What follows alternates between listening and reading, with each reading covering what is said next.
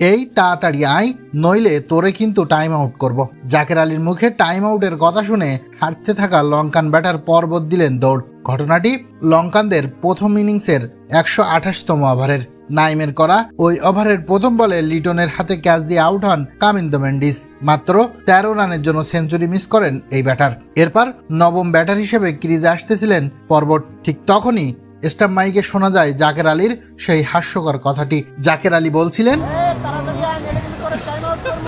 Time আউটের কথা শুনে প্রথমে হাঁটতে থাকা পর্বত দিলেন দৌড়, যা ছিল সত্যি হাস্যকর। জাকের আলী মানেই যেন বিনোদন। এর আগেও বিভিন্ন মজার কথা বলে বেশ ভাইরাল হয়েছে জাকেরের কথার মতোই চতুর্থ দিন শেষে বাংলাদেশের খেলা দেখে মন ভরে গেছে ভক্ত সমর্থকদের। চতুর্থ দিন শেষে ড্রয়ের পথে এগোচ্ছে গল টেস্ট, সেটা একরকম বলাই যায়। কেননা চতুর্থ দিন শেষে বাংলাদেশ দ্বিতীয় ইনিংসে তুলেছে 3 উইকেটে 177 রান, লিড দাঁড়িয়েছে 187 রানের। নাজমুল হোসেন শান্ত 56 আর মুশফিকুর রহিম 22 রানে আছেন অপরাজিত।